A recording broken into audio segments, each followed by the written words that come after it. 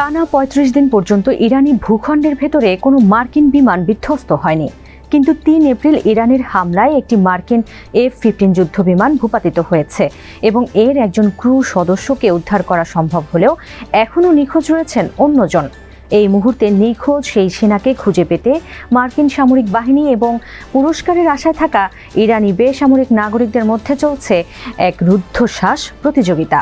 আশঙ্কা করা হচ্ছে ওই ক্রু ইরানের হাতে ধরা পড়লে তাকে যুক্তরাষ্ট্রের বিরুদ্ধে দর কষাকষির বড় হাতিয়ার হিসেবে ব্যবহার করতে পারে তেহরান। গত ২৮ ফেব্রুয়ারি যুদ্ধ শুরু হওয়ার পর এই প্রথম ইরানি ভূখণ্ডের ভেতরে কোনো মার্কিন যুদ্ধবিমান ভূপাতিত হওয়ার খবর নিশ্চিত করেছে ওয়াশিংটন। সাধারণত একজন পাইলট এবং পেছনের আসনে থাকা একজন ওয়েপন সিস্টেম অফিসারের মাধ্যমে পরিচালিত হয় F-15 যুদ্ধবিমানটি। বিমানটি ভূপাতিত হওয়ার কয়েক ঘন্টার মধ্যেই ইরানের স্থানীয় সংবাদ মাধ্যমগুলোতে একটি ঘোষণা প্রচার করা হয়। সম্মানিত ও শ্রদ্ধেয় দেশবাসী, যদি আপনারা শত্রুপক্ষের পাইলটদের জীবিত ধরে পুলিশ বা সামরিক বাহিনীর হাতে তুলে দিতে পারেন, তবে আপনাদের মূল্যবান পুরস্কার দেওয়া হবে। এই ঘোষণাটি মূলত নিখোঁজ সেনার কাছে পৌঁছানোর জন্য এক প্রতিযোগিতার জন্ম দিয়েছে ওয়াশিংটন ও তেহরানের মধ্যে।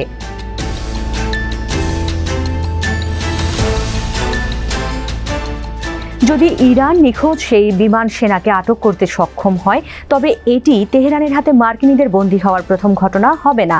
এর আগেও কয়েকবার মার্কিন সামরিক ও কূটনীতিক কর্মীদের আটকে রেখেছিল ইরান।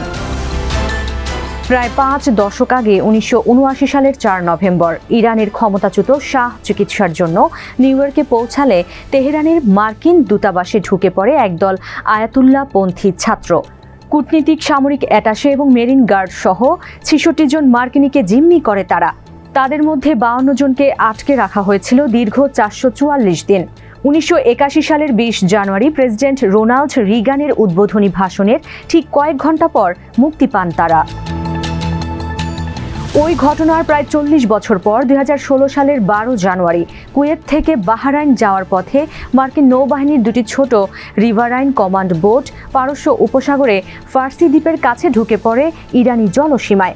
৯ জন পুরুষ এবং ১ জন নারী সহ মোট ১০ জন মার্কিন সেনাকে বন্দুকের মুখে আটক করে ইরানি রেভলিউশনারি গার্ড কর্পস IRGC। এরপর চোখ বেঁধে ফার্সি দ্বীপের সামরিক স্থাপনায় নিয়ে যাওয়া হয়েছিল তাদের।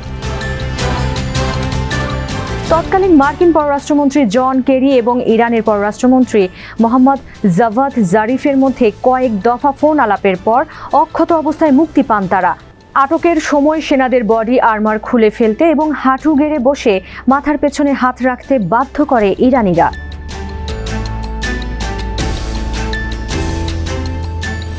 তবে কেবল যুক্তরাষ্ট্র নয়, ব্রিটেনের সামরিক সদস্যরাও বন্দী হয়েছিলেন ইরানের হাতে। ২০০৭ সালের মার্চ মাসে পারস্য উপসাগরে বণিক জাহাজ পরিদর্শনের সময় ১৫ জন ব্রিটিশ নাবিক ও মেরিনকে বন্দুকের মুখে আটক করে ইরানি নৌবাহিনী। ব্রিটেন দাবি করেছিল তারা ইরাকি জলসীমায় ছিল, কিন্তু ইরান অবৈধ অনুপ্রবেশের অভিযোগ আনে। এটি কোনো বিচ্ছিন্ন ঘটনা ছিল না। এর আগে ২০০৪ সালেও ৮ জন ব্রিটিশ সেনাকে ৩ দিন আটকে রাখা হয়েছিল। তাদেরও চোখে পট্টি বেঁধে জিজ্ঞাসাবাদ করা হয় এবং ইরানের টেলিভিশনে ক্ষমা চাইতে বাধ্য করা হয়েছিল।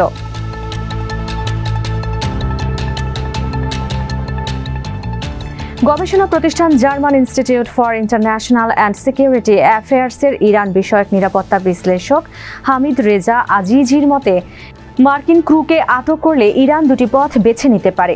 প্রথমত, পাইলটকে গোপনে আটকে রেখে পর্দার আড়ালে যুক্তরাষ্ট্রের কাছ থেকে বড় কোনো সুবিধা আদায় করা।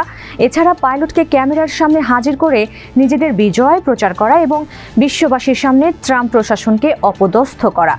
ইরানের দ্বিতীয় পথটি বেছে নেওয়ার সম্ভাবনাই বেশি। উল্লেখ করে আজিজি বলেন, তারা বিজয়ের বার্তা দিতে এবং ট্রাম্পকে বিব্রত করতে চাইবে।